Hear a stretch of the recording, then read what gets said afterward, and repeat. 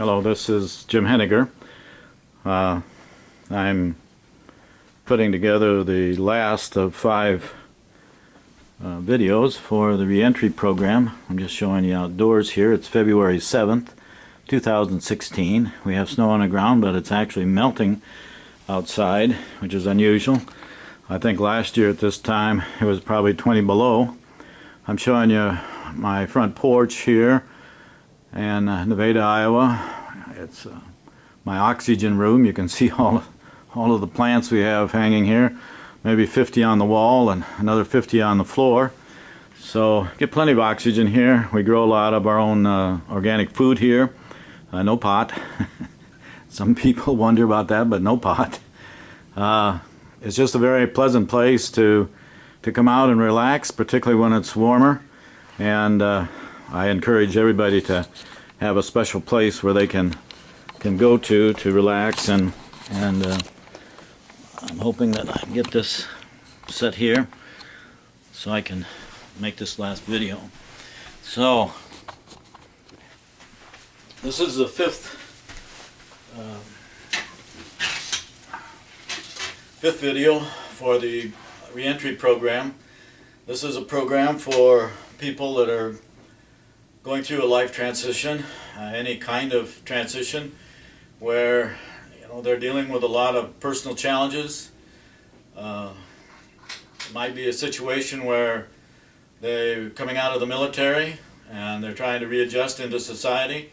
It might be going through a divorce. It might be that they've gotten laid off or fired. They're looking for a new job. It might be that they're coming out of prison and they're trying to get back into society. So we all go through these kinds of times in our life where things look pretty dire, and we all have these ups and downs in life. So nobody has any franchise on ups and downs. But over the years, and particularly the last 5 years, I've been a professor now for almost 50 years. And in the last 5 years, I've seen some changes in the students, both regular students and students coming out of the military, and some of them gone out of prisons, to be honest. I see on a level of anxiety and depression that I really haven't seen in the past. And it concerns me. In fact, that's why I'm doing this video, because of at least a half a dozen veterans that I've had in the last few years, several of them coming to my classes with emotion dogs and then dropping out because they couldn't deal with going to school. And one got so uptight that he couldn't be involved in a team presentation at the end of the class, and several others that have gone through a routine with the VA in which they were prescribed any number of very strong prescription drugs, and it didn't help them any. One student, in fact, just off of a tour in Afghanistan, where he was married and is only 23, 24 years old, just could not get it going again. He just felt depressed and anxious all the time. It's causing problems in his marriage, and he was prescribed for 19 different psychiatric drugs by the VA. He gave me a list of them. And I'm sad to see this, because what it says to me is that our society, including the VA and traditional psychologists, have taken the approach that to make somebody better, they have to be given drugs. Almost to the point where I see students thinking that to be healthy, to be well, they have to be on some kind of drugs. And I think that's absolutely crazy, to be honest. So the pharmaceutical companies don't like what I have to say. I'm sure the VA is not going to appreciate that I'm taking the position that I am. I think they try to help, but they're probably undermanned, and they have so many cases coming at them that they're just swamped. So maybe they've gone to the prescription drugs as a way to deal with the numbers. But I'm a little more skeptical than that. I suspect that there's a connection between the VA and the prescription drugs and the pharmaceutical companies. We're talking about billions of dollars being prescribed, and we've seen that in the medical community where they're over-medicating and they're over-charging the insurance company or Medicare. And I think that may be going on with the VA. I think, they've gotten into a routine of prescribing these drugs and not being able to deal with them individually, but it's actually, in my opinion, made things worse, much worse, because now we're seeing, on average, 22, 23 veterans commit suicide every day. And in my opinion, that's tragic. So the reason I'm putting this, one of the reasons I should say I'm putting together this video, is to offer my thoughts to those people in transition, to those people who are re-entering society in one way or the other, and hopefully that they can take out of it some benefit. I don't expect everybody to agree with me. I know that some of my ideas are very controversial, but in my regular classes in sociology and social problems, I find that it's really necessary to get into the controversies, because mainstream has developed a narrative in the middle, and the mainstream are those newspapers and news organizations and magazines that are pretty much controlled by the same elite corporations and foundations who want to push a narrative. And that narrative typically is what is called the mainstream, but anything out in front of that becomes controversial. But actually, in my last 50 years, I've seen a pattern where the mainstream moves to the back when the things out in front become reality, become accepted, and they become the new mainstream in many cases. So there's always an edge out here in front where we have the mainstream and their narrative, and then we have controversies out here in front saying that, you can't believe everything in the mainstream, you need to look outside and investigate on your own. And that's what I've tried to do all the years I've been teaching, is to get students to think for themselves, to be skeptical of every information until they feel comfortable with it. And you can't do that unless you look into a lot of different resources, you check out different perspectives. I call it looking at things from a Rubik's Cube. You have to look at it from different sides till you can kind of appreciate where other people might be on an issue. But then it's important to get alternative information from as many sources as you can, not always on the same same bias or the same narrative. It's sort of like I talk to my students about riding a merry-go-round all day long. Have you really traveled very far? Well, you probably in distance have gone some ways, but you really haven't traveled very far because you haven't got off the merry-go-round. And that's what I find with a lot of students. They're so ingrained with the narrative, the mainstream press, that they have not been willing to look at outside information or to accept that there could be other ways of looking at issues. And that's sad, because I think Americans and people around the world, they need to know the truth. They need to know that they can look at things from different perspectives and they can come to their own conclusions. I don't think governments want us to do that. I don't think mainstream education wants us to do that. I don't find that our public schools are encouraging individual thinking or creativity in that sense, and I think that's sad as well. So in this situation where I'm talking about people that are, they're down at the bottom, for whatever reason, life has done some things to you that that has put you at the bottom. You're depressed, you're anxious, you're not functioning, maybe you're not able to get out of bed some days, you're not able to go to classes, you're not able to go to work, you're not functioning. Okay, that's very dire, and it can get worse because many times that leads to thoughts of suicide and being worthless and trying to escape in either a suicide or what we're seeing more and more is a suicide with cops or a suicide in some kind of mass event where a lot of people get hurt.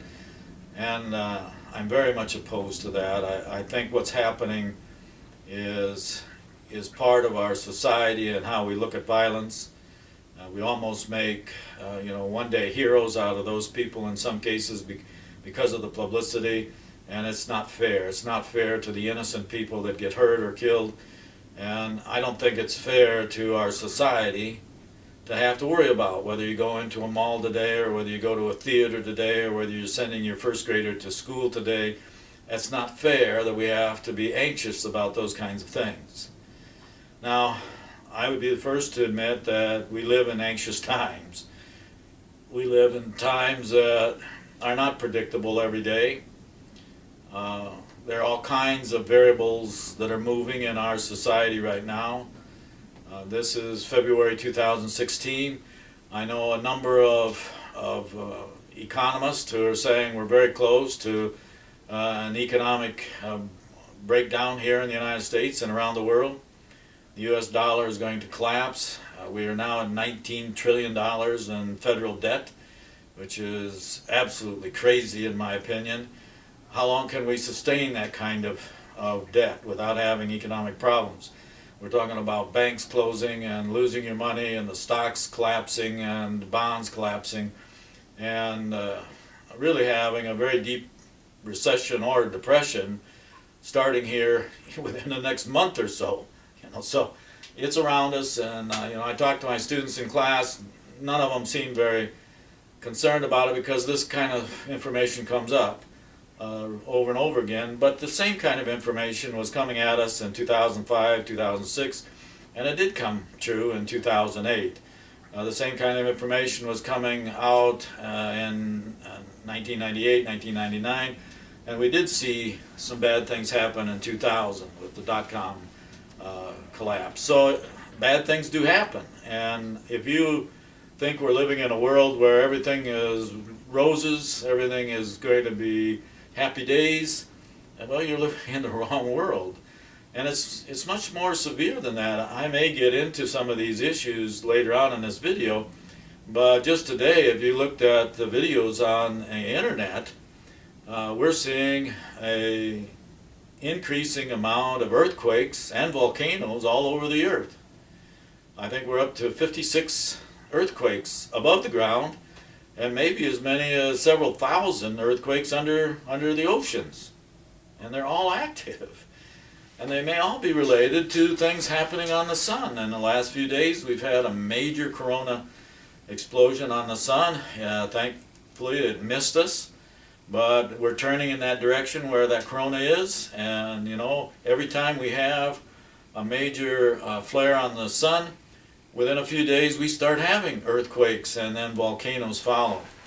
And there's a connection between an earthquake in Alaska and an earthquake in Colorado, an earthquake in Japan that we just had. And Taiwan had a very severe earthquake where buildings came down and a number of people were killed. We had earthquakes in Turkey. We've had earthquakes, around the world. And it seems that it's getting worse, and we're not really aware of the trend of what's happening. We've seen changes in the weather. We have arguments all the time about whether we have global warming, what's causing it. One side says it's 98% responsible to mankind and the increase of carbon dioxide in the earth. And, people are saying, if you don't believe this, you're stupid. But on the other side, while we can admit that there's global warming because, just look at today, we're at 34 degrees outside when it should be 20 below. And, January 1, it was thawing at the North Pole when it should have been 40 below. So, there's certainly indicators and temperature readings that would say that the globe is warming up. There's just no denying that. But what is causing it is more controversial. And I've just gone through a series of lectures with my students showing them that scientific studies on Antarctica are showing that Antarctica has been free of ice entirely 60 times in the last 14 million years. Well, you say, what's the deal with 14 million years? We're dealing with today. But if the ice has disappeared off Antarctica that many times, that means on average every 250,000 years there's no ice there, which means the planet has warmed up. And there's no diesel trucks or gas-fired plants or coal-generating electric plants or even, humans smoking their corncob pipes outdoors in any of those other 60 times. So for a scientist to come forward and say today's warming up of the Antarctica and the North Pole and Greenland and Iceland is entirely man's responsibility, I think they're trying to sell us some goofy stuff, to be real honest. I think it's much more complicated than that. And I'm an advocate, I'm an environmentalist. I think we should be stewards of our earth and take care of the pollution, but I don't think that's the only thing going on here. And not only are there earthquakes and volcanoes and sunspots going on, but it would look like maybe there's some things happening in our solar system that are influencing our sun and maybe could very soon influence us right here on Earth. The controversy of Planet X and Nibiru, those kind of controversies are very hard to nail down whether they're true or not. But they're indicating that within a month, this big rogue planet and its sun is going to come through pretty close to us. And, we're going to find out, it would appear. We also have pretty large asteroid heading our way that may just miss us by 11,000 miles. Well, if an asteroid 100 feet wide would hit the planet, that would be a catastrophe. We've been sort of misled, and by mainstream media, that we're living on a very stable planet, that things are predictable, and that only once in a while we have times or trends that are abnormal, like abnormal weather or maybe social disorganization or rebellion and that kind of thing is only once in a while. But actually, that's not the case. I think astrophysicists and astronomers would label Earth as a semi-stable planet, a hot planet with a hot core that's constantly changing, and it may be that our North and South Pole are moving because of changes going on in our solar system, with some very drastic kinds of complications to people here on Earth. In fact, for my students this semester, I have about 100 students. I've had them looking into this. So we're counting the volcanoes and the earthquakes that happen almost every day. We're looking at what's happening in Antarctica and the ice that's melting there, as well as Greenland and Iceland. We're looking at what happens on the sun as an academic way of looking at reality. Because if you looked at mainstream, they wouldn't want us, to be talking about any of this. So, I told my students that I would like to know, what is reality here? And if, Planet X and Nibiru are coming this way and it's going to cause us tremendous problems, I think we should know that. And it appears that nobody officially is going to say anything. So they're either hiding it or they feel like it would cause a lot of problems to let those kinds of information out. So it's very difficult, and I'm the first one to admit this, to know what reality is, to know what the truth is, to know what the facts are on a lot of issues. And a person can get pretty anxious about all of this. It can be depressing. It can be uh, a frame of thinking that says, why try? It's just going to come to an end, or nobody cares, or there's nothing I can do about it, so, let's just give up. Okay. Well, I'm not that kind of a person. I would like to hope that after this video, you'll look at yourself and the world around you in a different way. I don't think I can talk anybody out of committing suicide if that's what you're thinking about. And, to be kind of honest, we have plenty of people here. If that's what you want to do, go ahead. I think the people that want to be here need to do more. They need to be committed to doing more. They need to be more involved. So I encourage people to hang around, to be involved, and be a part of the solution. Because if you're not part of the solution, you're part of the problem. So, I don't mean to be rude about that. I don't want anybody to jump off a bridge because I said that. But it's true. We're pushing 7 billion people. We're going to have 10 billion people here within the next 30 years. I think life has to have a premium value. And I would like to see all 10 billion people have a safe and comfortable life in the year 2050. I'm not of the elite school that says we need to depopulate the population, that Earth would be a lot better off with 500,000 or 500 million, and that's an ongoing theory out there. So it can, reality can be kind of depressing sometimes. But for today, there's several things I'd like to go through with you to encourage you to think about this maybe different than you've been thinking about it in the past. The first approach that I take with my students is that we really need to understand more about, how the old machine is working upstairs. Most people don't have any idea. It's just sort of a mystery box. They really don't understand what influences it or what influences their behavior. Some have taken classes in psychology and even in sociology. The social biological kind of arguments are getting stronger all the time. But I would like you to have an understanding of how your brain works so that you can kind of analyze your own situation and see if there might be something happening there that you can correct. Okay? So let me explain this. It's a lot more complicated than the few minutes I'm going to take this. But basically, your brain is a biochemical organism. Okay? And this is where it gets controversial because, we have one school of thought that says, man was made by God on a Saturday afternoon and he rested the next day.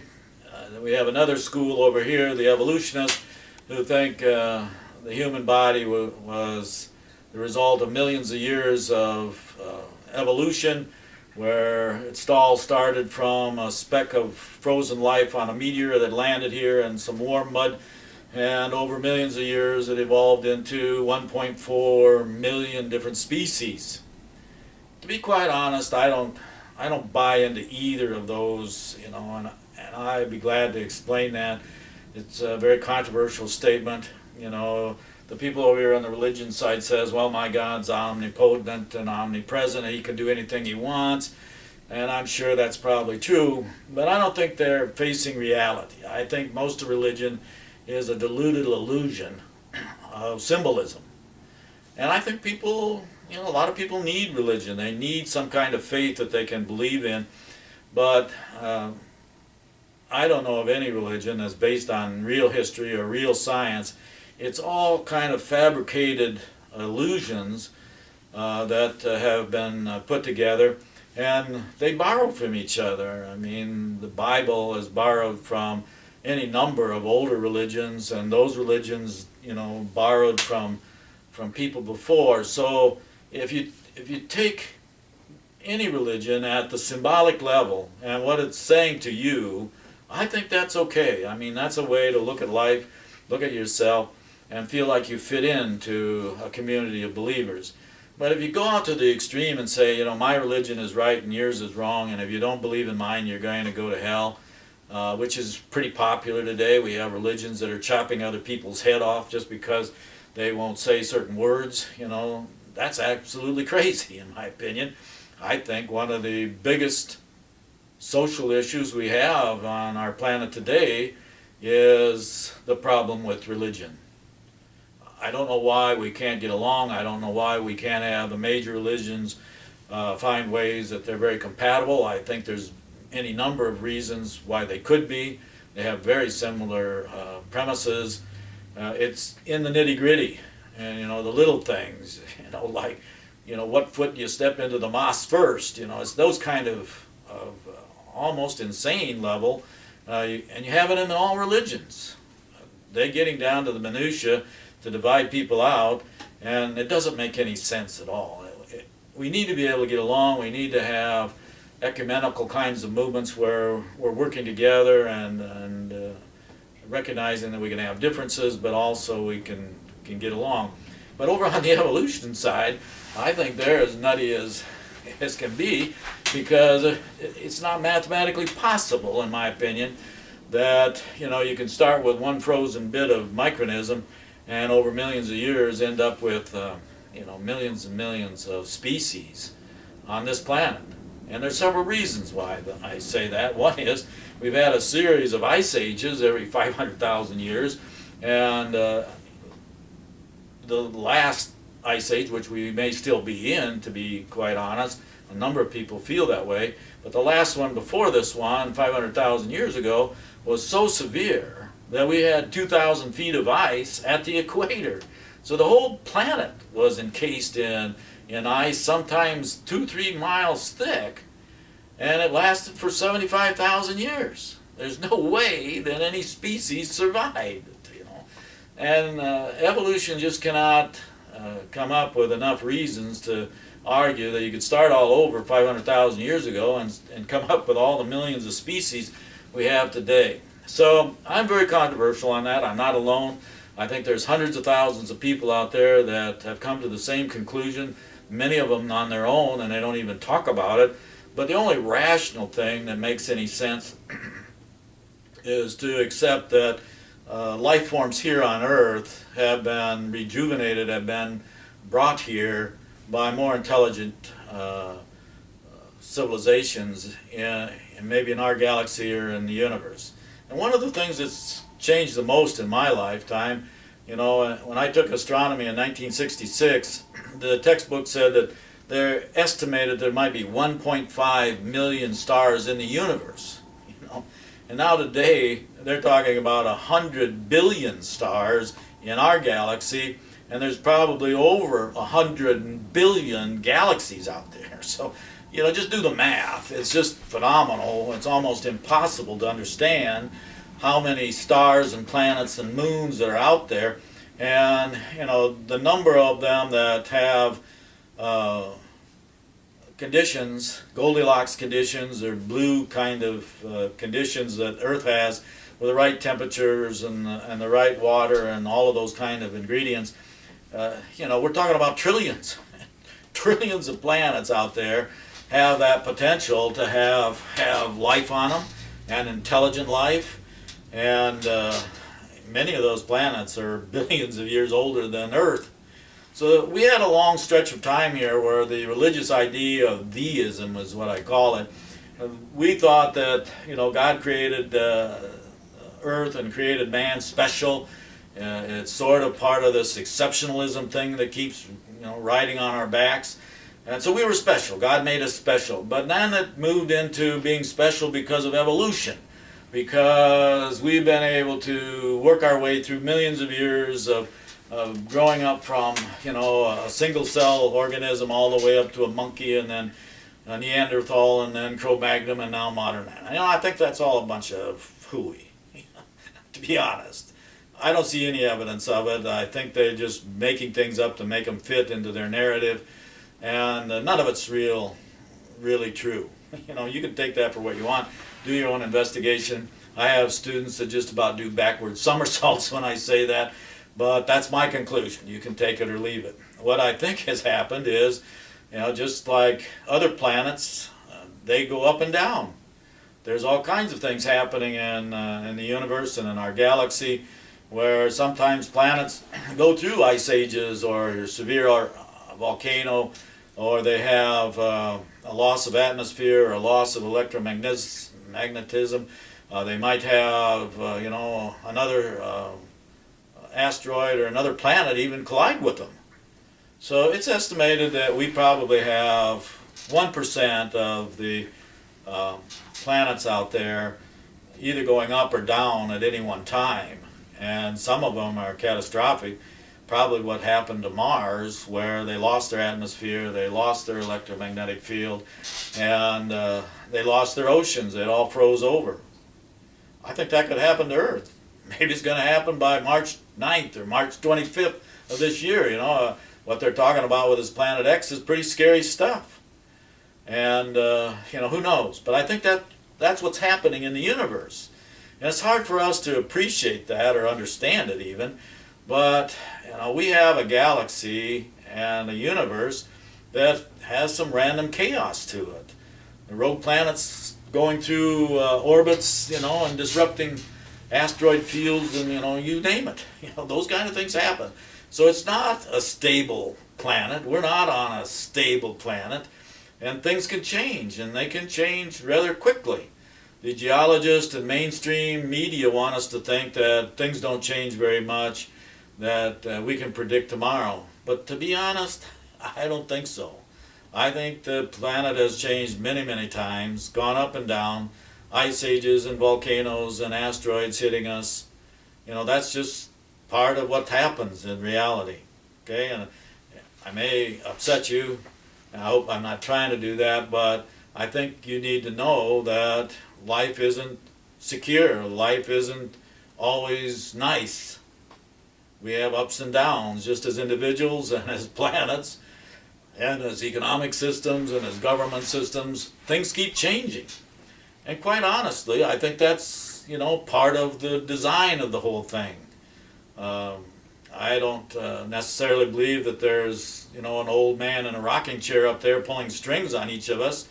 That seems absurd to me, because particularly when you start looking at trillions of planets that could have life on them, I know, omnipresent, omniscient, he could do it if he wanted to, and why did we think he's a he, So I think we have to reappreciate that there's civilizations that are much older than us, maybe millions of years, much more advanced.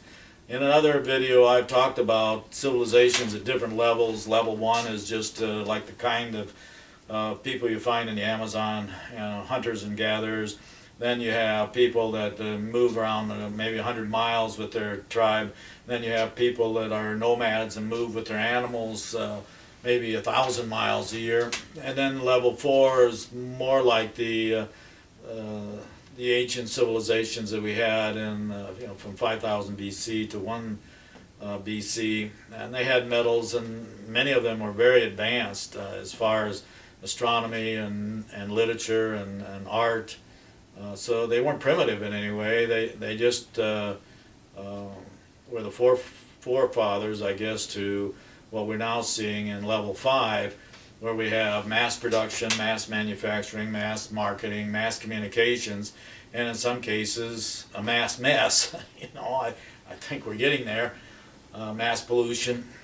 So we're level 5, and we're probably at the top of level 5. I mean, a lot of people think, I've seen this article in Time magazine, that we've reached the top, the apex of scientific knowledge. Well, I think that's nonsense. I think we just barely touched the amount of knowledge that's out there as far as science and astronomy and, universal kind of knowledge. I don't think we're special in this way at all. In fact, the whole idea that evolution has made us exceptional, that we're the only people in the universe that are intelligent. And I saw an article just the other day, and they said, well, the reason we've never found any intelligence on other planets is because they didn't survive. We're the only ones that survived. That's absolutely nuts. There's probably civilizations visiting us on a regular basis in another dimension, and we don't even know it. It wouldn't be a surprise to me that that we have parallel universes and somebody's sitting right there in another universe, another dimension, watching me make this tape and saying, wow, what a stupid fellow. He's got a lot to learn. Well, we all do, in my opinion, and this is part of it. I don't think we're exceptional. I don't think we're special. I don't think the United States is special. I don't think we have the right to invade countries or kidnap people off of streets and put them in secret prisons. I think that's as ludicrous as anything. We're not special, And if we could understand that so that we got along with other nations, I think we'd all be a lot better off. So to move from what I see the top of level 5 civilization to the 6th level, which I don't think many of us are there yet, but I think we have to. If we don't move to level 6 civilization, I think we're going to do ourselves in. I'm just being frank about that. And to move from level 5, which I see as a zero-sum civilization, everybody's trying to get over on somebody else. It's how much money I can make. It's me, me, me. It's the air of me. Look at my tennis shoes, look at my pants, look at my shirt, look at my house, look at my car, look at my job. Me, me, me.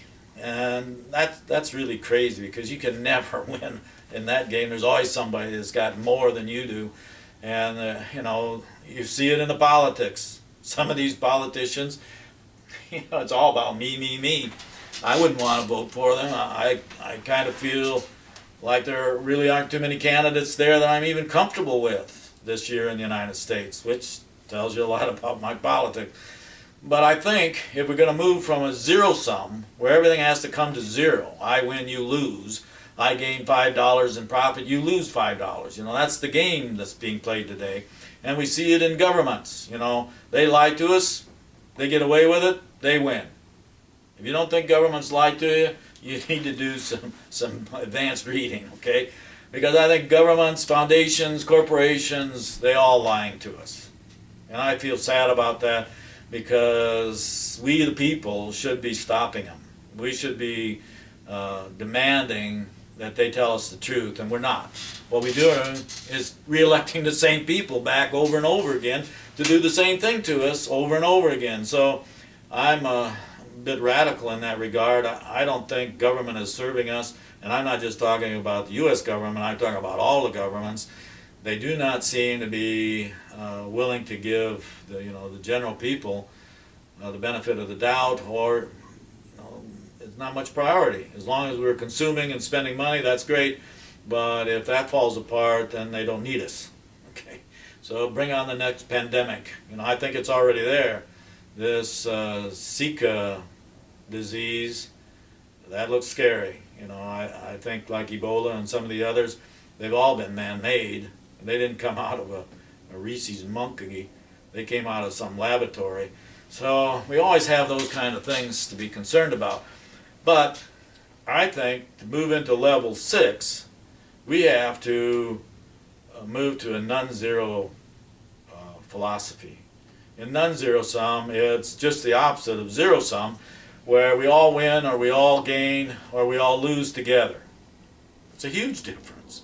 Are we in this together or we're not? Okay? In my opinion, we are. We should be. We should be stewards of this earth. We should take care of this planet. We should not allow pollution. We should penalize those that do pollute. We should not allow criminal activity. But in fact, we have a lot of criminal activity going on in our governments. I think many of them are so corrupted they can't even appreciate that they're doing something wrong anymore. So I think if you get into level 6 civilization, which I hope we can do in my lifetime, if that's possible, we need to look at the world different. We need to look at employee-owned companies. We need to look at everybody gaining profit from working together. We need to share things in governments. I think it's great to have goals of taking care of everybody's health, education, and welfare. And I think there's ways to do it without benefiting just one or two or half a dozen organizations, which is what happens now when we get into those kind of social programs like the Affordable Health Care Act. I think that's benefiting a few medical organizations, and it's not really going to help us. It's actually probably going to bankrupt us. So I think we need to look at ways that we can provide those kinds of services and opportunities for everybody. In my children's lifetime, we're going to need to find jobs and homes and health care and education for 10 billion people. I think it's possible. I brought forward scenarios, particularly the underground transportation systems and building 25,000 new communities with 200,000 people in each. Eventually, that's 5 billion people. I'm willing to say that we could provide in the next 30 years a home, a job, a safe community for half the people on Earth, if we do it in non-zero-sum ways, where everybody gains, everybody benefits, or we all lose together. Okay?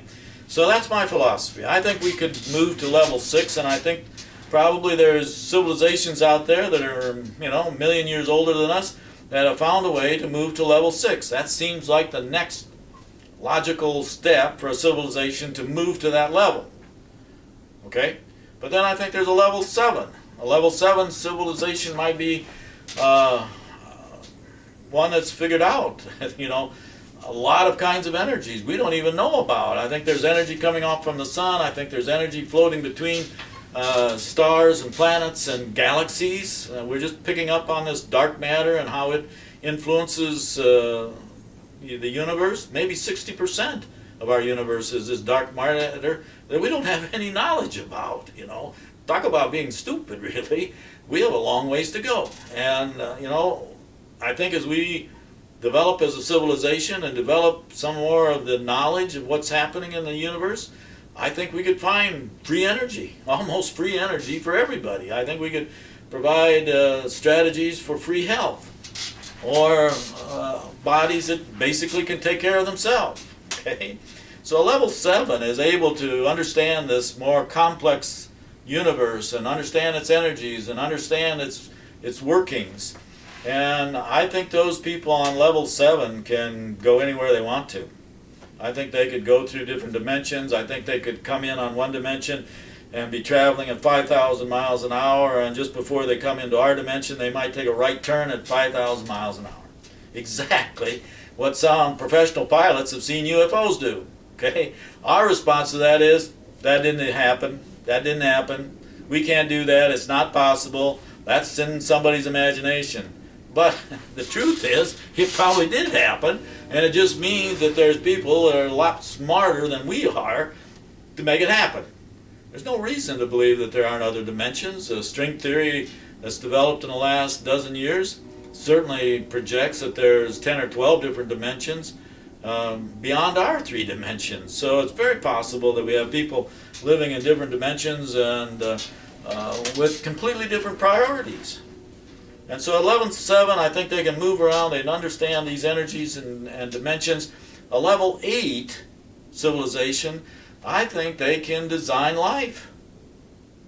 They have the ability to take some matter, chemicals, and put them together and form a DNA, RNA packet that can basically explode into millions of different species.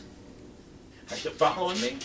I think, here on Earth, on this level that we're at now, we can take and make, clones. We can clone sheep and mice and those kind of things. We can do in vitro kinds of things to help somebody get pregnant. And I think we're getting closer to understanding the DNA structures, but we can't take raw material and make a DNA, RNA structure that self-progresses into anything. Someday, I think maybe we will.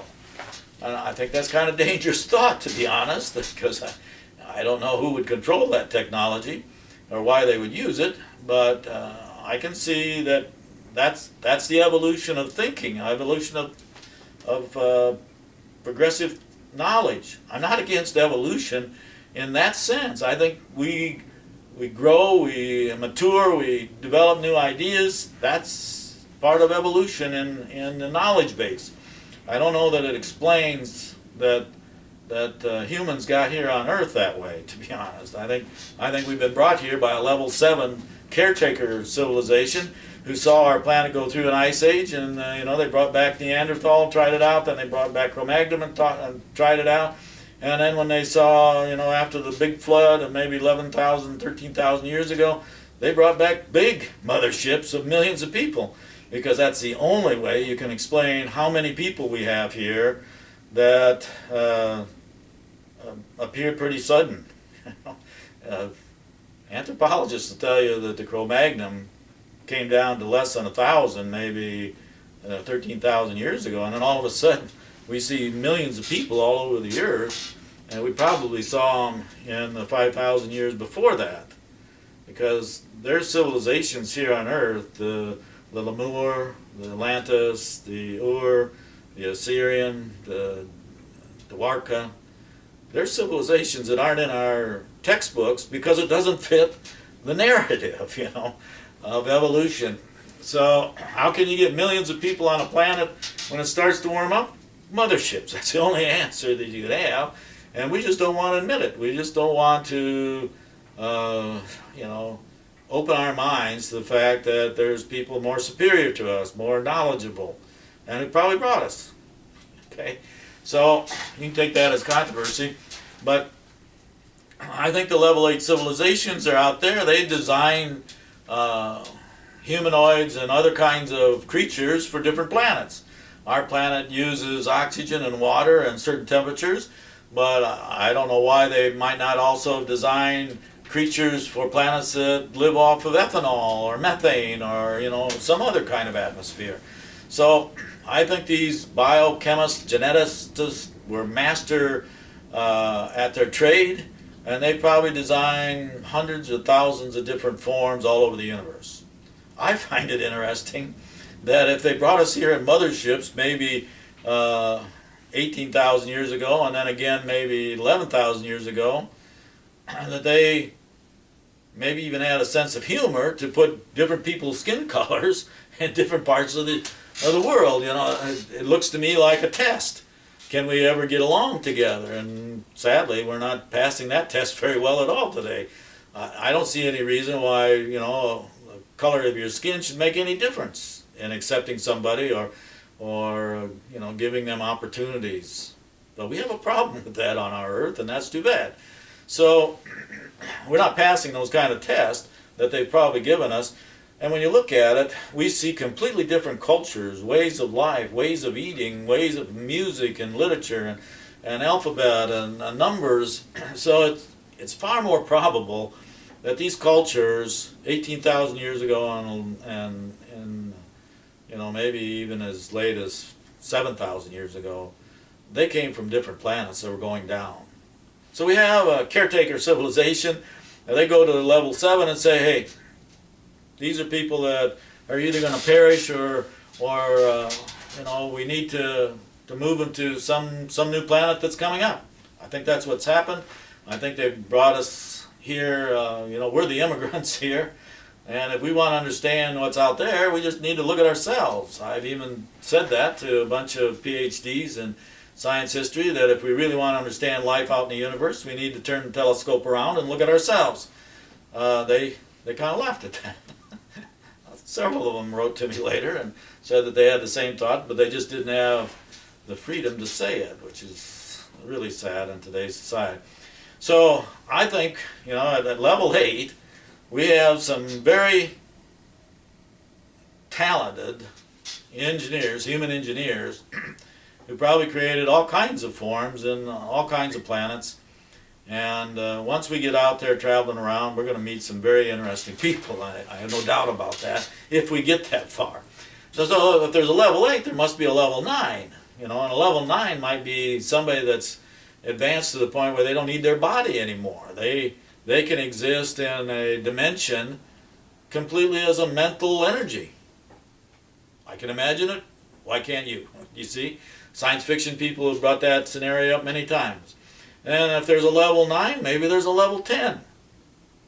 And maybe level 10 are gods, real gods, that sit around and say, hey, we're doing okay. This is an interesting universe. Okay. And maybe these gods take a personal interest in each one of us, but I doubt it. I just being realistic, So I think prayer helps because it's psychological, it's symbolic, but to be really connected to an entity out there someplace, that's wishful thinking in my opinion. That's just mine. But you keep the faith if you have. Okay? So I think we could have 10 different levels of civilization out there, and we just haven't reached that point of being able to accept it. We can't even think about it. But when we start to, one of the elements of that is, why would somebody at a level 8 civilization design a body that couldn't take care of itself? Why would they design a body that's going to get cancer and heart disease and have all these problems? They wouldn't. It's ridiculous to think they would. They would design a body that basically could take care of itself on the environment that we are. And we haven't realized that. What we've allowed is a medical community, particularly in the Western worlds, to use medicine as a way to make profit. So we identify symptoms and then we identify drugs that we can sell them so that they can make money. I don't know how more simply you can put it that the human body is probably designed to take care of itself under most conditions, if we took care of it ourselves. And that assumes that we can understand how the body and the brain works. See, I'm getting to where I'm heading, okay? If you were worried. I think our body would work very well and live probably very comfortably to being 100 or 120 years old if we could understand our needs for some very basic regimens. I think we need a certain amount of water, good water. We need a certain kind of nutrition that produces maybe 60 different chemicals. We need to have a certain amount of sleep, or we just don't work very well. We need to avoid stress and anxiety. I think we need to have our body functions. What I'm reading today is maybe 40% of Americans are dehydrated. They're not getting enough water, and they're constipated. They're not doing their thing enough. So what's happening is we eat too much sugar, we eat too much food, we eat too many calories, and we're causing our own diseases. The medical community wants to say to somebody that's just gotten cancer, I'm really sorry that you got cancer. We don't understand why you would have. It's not your fault. But we have solutions for it. We have chemotherapy, we have drugs, we have radiation, and we can cut it out. We'll do everything we can to help you. You're in good hands. And it'll cost you $450,000 if your insurance is good. Which is exactly what happened to my sister this last year. But I think when we really come to understand who we are and how we came here, and we understand that our body is well designed, we can move to taking care of ourselves much better, much more responsible for our own health, okay? And that applies to the brain, okay? So I'm finally here. I think this area where people are depressed, they're anxious, they're not functioning, they're suicidal, is because of something happening dysfunctional in their brain. Okay? Now what that means is, it's your own fault, damn it. If you're depressed, it's your own fault. If you're anxious, it's your own fault. If you're not functioning, it's your own fault. Okay? That's tough, but I think that's the bottom line. What I'm seeing is people are using, labels. They're depressed, they're anxious, they have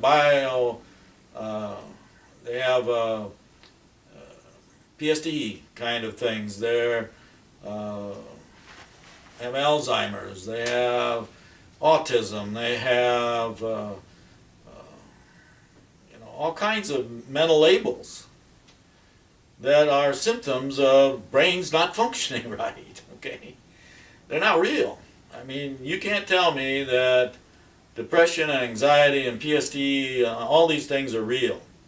Although the mainstream wants you to think that, because then they can sell you a prescription drug for it. Okay? But they're not real. They're just labels of symptoms.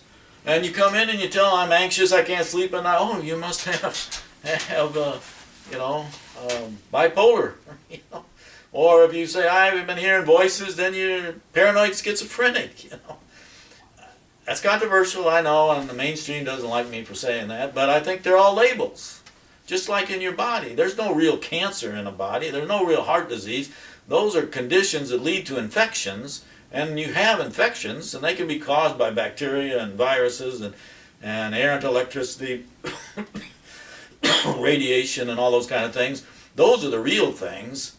What we're getting are symptoms from those real things, and then we label those symptoms and then prescribe a medicine for it. Well, if we avoid those real things, we wouldn't have those conditions. Or if we allowed our immune system to be at its peak, our immune system is designed to take care of those illnesses. Really, I mean, look into it.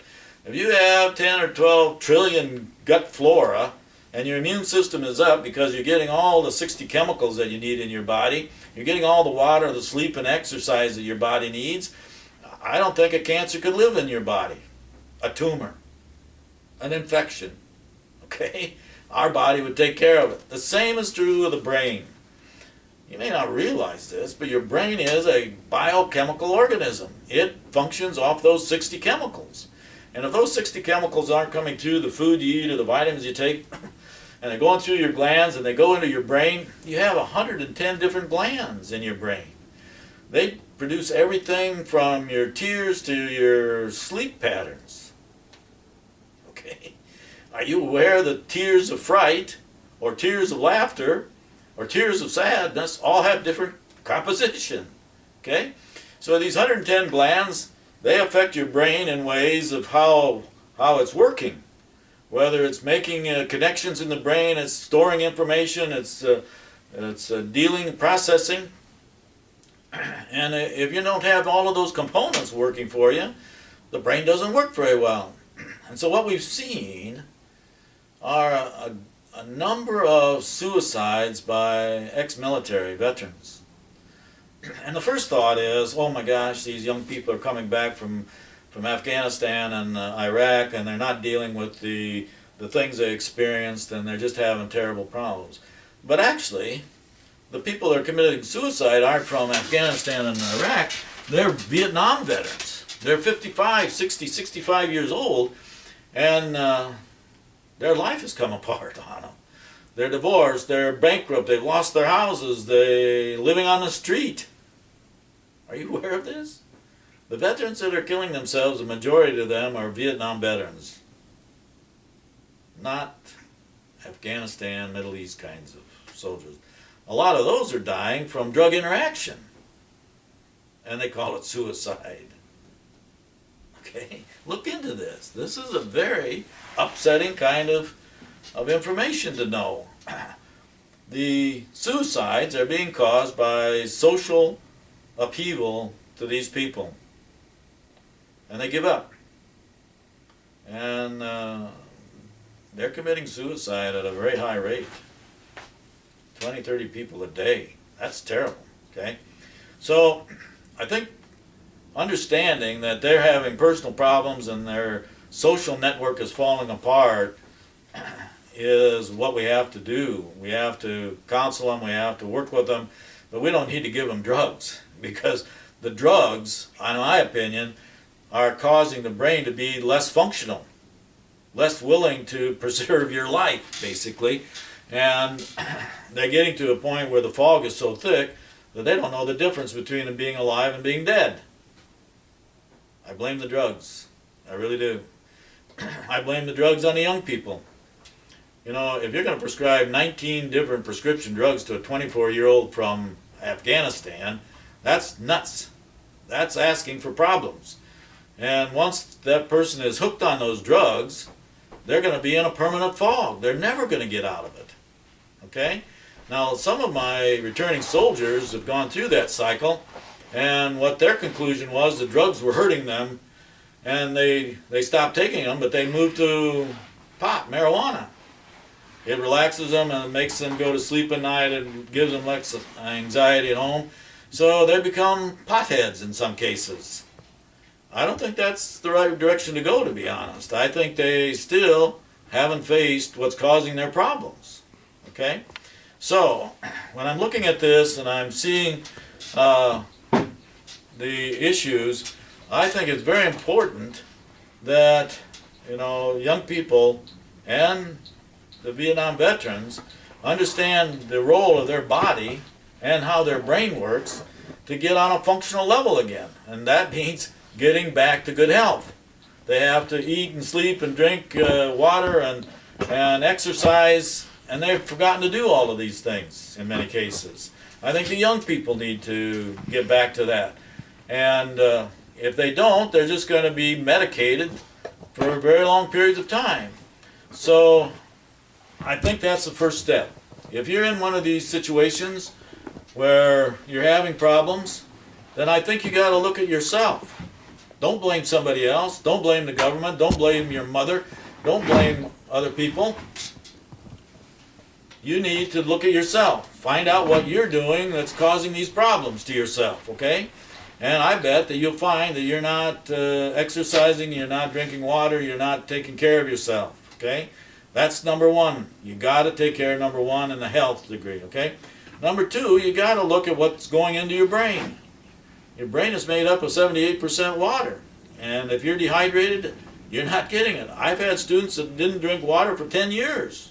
It's that bad. And then they faint at work, you know, and they think they got brain tumors or something. But that's not the problem. It's that they're dehydrated, okay? Your brain cannot work without water. And it cannot work without all these chemicals getting to it. I'm almost positive that if you're depressed and anxious, there's some foods, some chemicals that you're not getting to your brain. And it could be because you're taking these medicines and they're keeping it, or they're causing other problems in your brain. It could be that, you know, the chemicals in your body are causing problems, okay? And you got to figure this out. And I don't think your VA counselor or your medical doctor is going to tell you the truth, because they're making money doing what they're doing, okay? You got to figure this out on your own. Figure out what the formula is for good health for yourself. If you can do that, you're exercising, you're sleeping, you're drinking water, and all of these things, then that's the level that you need to get to. Then once you're at that level, you got to analyze how your brain is working, because everybody's brain does not work the same. So let me just give you a few minutes of how I see the brain developing and how that influences your behavior and your view of yourself. You know, for thousands of years, people didn't understand how the brain worked. It was a mystery box. It probably still is for most people. Most people don't understand what goes on up there between your ears. But we're getting to the point now that we can understand that there's some functioning up there, and it all starts with your senses. Your five senses are bringing information into your brain, and there's a part of your brain that's processing all of that. And they're processing it in short-term memories and long-term memories. So your short-term memories are when you're looking around and you're seeing, you know, your eyes are seeing all those things, you're smelling all those things, your brain is realizing all those things, but it's not storing all of those. It's just viewing them, okay? And they're dealing with things that come up that are extraordinary, or, you know, they're getting your attention. Now those kind of things can go into more long-term memory, but they go out like a tree. You have the big trunk of the tree that's processing this information, and, you know, information related to these people or this event or this kind of weather or whatever, those kind of get logged in, coded in to special parts of your brain. Now we have people say you have a right brain, a left brain. I don't think so. I think we have a processing center, and from there it goes out to storages in clusters. Now for a long time people thought that our brain was coded binary, like computers, binary, like plus and zero, plus and zero, plus and zero, and the code came out in alphabets. But I don't think so. I think it's much more like a quantum computer, where you have protein energy going through this structure called your brain, and you have these clusters, and in the clusters you have molecules and cells, and they clump together as the coding comes through by what it's related to. So you have related thoughts, related events all being collected in similar places, and right at the base of the brain stem and this processing, it gets down to whether or not you're comfortable or uncomfortable, you're positive or you're negative. Are you following me? if from the very early on you didn't get fed, you didn't get the sleep you needed, you didn't, you were sick all the time, your environment would have led you to a very negative view of the world. Okay? If you lived in a home where you were very well cared for and you had food all the time and they changed your diapers all the time, you had probably developed a main stem that was very comfortable, very positive. And I think this stem moves out into the brain under either positive or negative. Follow me? Okay, so I think negative people have been negative for a long time, probably all their life, because similar life events have been adding up in their brain and being stored, and it just gets easier for the brain to go down that stem than it is to look at things positively. So a lot of it has to do with patterned storage of your life events. Okay? And what happens then is if everything's working, all 110 glands are working, and you have all the chemicals and all the water and all the rest, because your brain actually works harder at night when you're asleep than it does during the day. It has all kinds of things that it has to do at night, and if you're trying to get by on 3 or 4 hours of sleep like some of my students, forget it. Your brain can't catch up. Okay? It has to recatalog, it has to recode things and put it into storages, and it deals with issues that you're going to be thinking about tomorrow, believe it or not. Sometimes I've had an issue that I've thought about for days, and I go to sleep thinking about it, and in the middle of the night, bang, the solution is there. And I wasn't really aware that I was even thinking about it, but your brain is. I think your brain functions at a lot of different levels of consciousness, unconscious, subconscious. I don't think there's an id, an ego, or a super ego up there.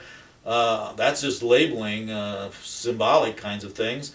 But I think your brain functions all the time, and it needs all the chemicals, it needs the rest, it needs the water. And if everything's working okay up there, then I think you can view the world pretty positively. You have a problem come at you, you can figure out a way to solve it or deal with it. Okay? Those people that brain is not working because of chemicals, because they're not getting enough sleep, they don't have water, then you have a dysfunctional brain.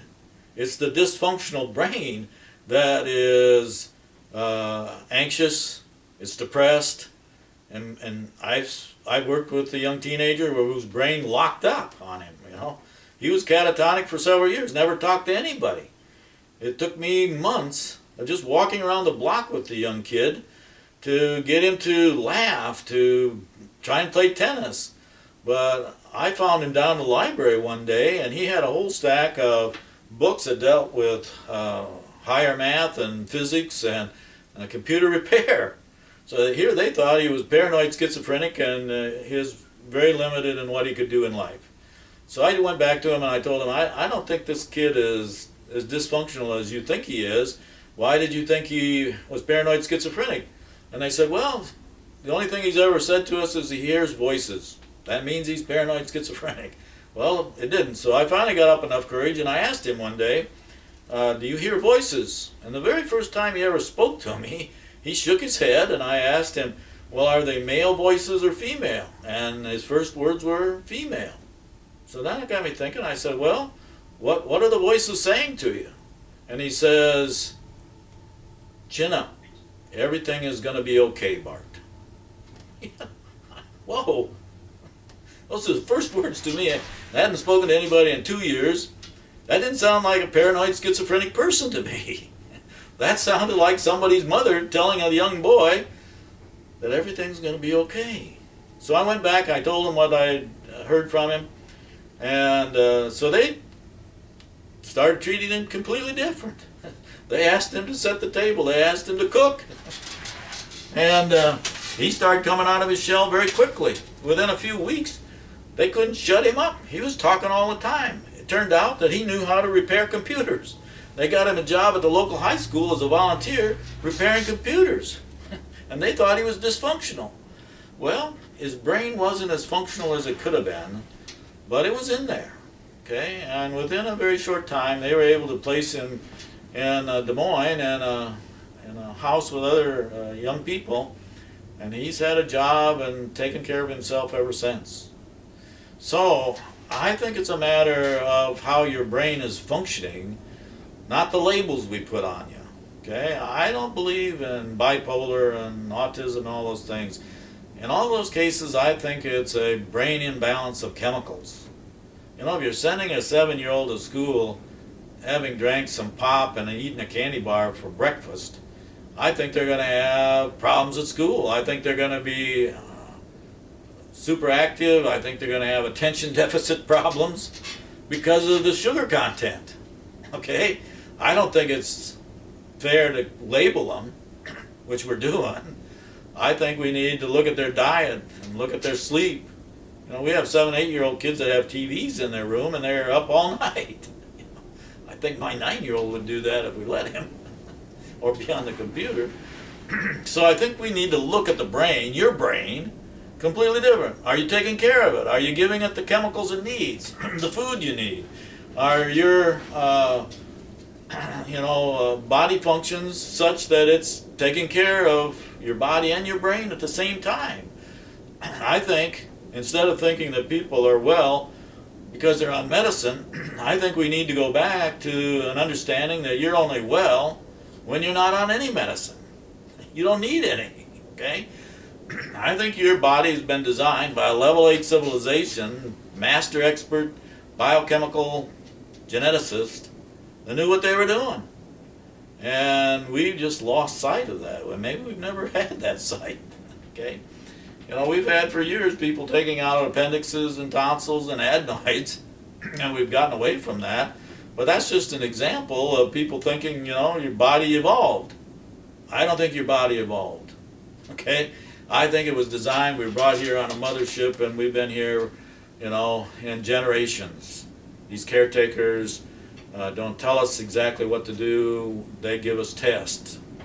And taking care of each other, taking care of our planet, getting along, and having everybody live together in peace, those make sense to me. Having people run around and causing wars and terrorism, that doesn't make any sense to me. You know, I don't think we're passing their test. But for yourself, if you're having these problems of depression and anxiety and suicide, you got to fix it. You got to figure out what's happening. I've had a student just recently come to me after a couple of years and tell me the story that, you know, she was so depressed, she'd lost her job and she'd had to move out of her apartment and give up her car and all these things. I lost her boyfriend, that she was thinking about suicide. And then she remembered one of my classes where I talked about how we're not drinking enough water. And she's a student that told me that she hadn't drank water deliberately in 10 years, except to take medicine or in her coffee. And so she decided, and before she would try suicide, she'd try drinking water. So she drank water for a few weeks, and then well, maybe I should try exercise. She'd never exercised. So she started walking and then jogging, and then she hadn't slept very well. But now when she was exercising and eating better and drinking water, she started sleeping better. And she got to the point where she stopped taking the psychiatric drugs. And then she got to the point within a few months of giving up pot and cigarette smoking, you know. And she found a new boyfriend, and she was very elated that she had traveled this path to good health. And what she told me was, thank you for giving my life back to me. And that's the message I want to give to you today, is that don't blame other people. Don't try to say somebody else is causing you these problems. It's your own damn fault, okay? To be honest, you got to figure this out. You got to find ways of getting healthy again and making your brain healthy. The only reason you're having mental problems is because your mental functioning isn't up to par. And that's because of not taking care of yourself. Take care of yourself and take care of your brain, and I think you can come out of the fog. You can get your life back. It won't be like a light switch and you just all of a sudden are happy. You got to, get into a better job. You got to get into a new relationship. You got to leave an abusive partner. You've got to quit blaming, the government or the military or whoever you're blaming, and take responsibility for yourself. Does that make some sense to you? Okay? That's my message to you today. And I've been through ups and downs. I've lost my home to foreclosure. I've lost jobs because I was fired unfairly. I've lost businesses because of competition being unfair. And it does. It drives you down. It depresses you. It creates all kinds of anxiety. And one time I can remember that I had this dream over and over again where a giant wind was just going around and around. And I was leaning in to the wind on top of this cliff. And then all of a sudden one night that wind just went around, went up, and then came right down through the top of my head. I bounced out of bed and I was mad at myself. It was time for me to get moving in a new direction. And that's what this course is about. It's called Moving in New Directions. Operation Bootstrap. You got to pull up the bootstraps of your own feet by your own self, and you got to start moving in new directions. And if you can do that, I think you're going to be a healthy person. I think you're going to be a person that contributes to solutions. I think you're going to be a person that can contribute to society. Okay? I wish you well. Write some articles about this. Analyze how your health is affecting how you look at the world, but also how it might be affecting your brain. Do some research. There's all kinds of articles on the internet about, the optimal foods and water ratios. There's all kinds of information out there on how you can help yourself. Okay? Write a paper on how your environment, how your health is affecting how you view the world. Okay?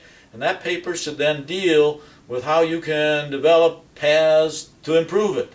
The person that's suicidal is on a circular brain pattern, and everything is negative to them. And maybe they've had negative things happen to them every day. But that negative path is going to lead them to do something stupid, to be real honest, and they're going to give up. And if they're on drugs and they're on the fog, that path is even made easier for them. Okay? So you got to get off that circular path. You got to start exercising. You got to start visiting with new people, meeting new friends, doing new jobs, traveling. You just got to break the pattern up. Okay? Get yourself into a new lifestyle, a new way of thinking, and get off of that negative track. Okay? That negative track will do you in, and it'll just keep you there. But in many cases, I think you can find that the people around you, your family members, your spouse, they'll treat you a lot different if you'll start treating yourself different. Okay? So you have to take some pride in yourself. You have to get mad at yourself to move in new directions. Don't get mad at the world, get mad at yourself. You can do this. You can improve your future. Okay? I sincerely believe that. There may be a Mack truck out there waiting for all of us some point, and we're never going to escape the death kind of thing that happens to all of us. But I think while you're here, make the best of it. Do the best you can. Be the best you can to other people. And be responsible. Okay? I think that makes sense to me, and I think it makes sense to other people. I hope it makes sense to my children and grandchildren. Because I see that we're going to have some really heavy challenges. They might come next month. I hope not, but it's being predicted that we could have some catastrophic things happen to us. Earthquakes and volcanoes and planets brushing by us and asteroids brushing by us. Who knows? Okay? But if you give up, you're done. Okay? I hope my grandkids are resilient. Just like I want you to be resilient. I hope my grandkids can look at positive things and not get stuck in the negative. I think I want my grandkids to be in good health and take care of themselves, okay? Just like I'm asking you to do the same, okay? Enjoy your life, do the best you can, solve your problems, and move forward. Pull up those bootstraps and do something positive with your life, okay? All right, thank you very much.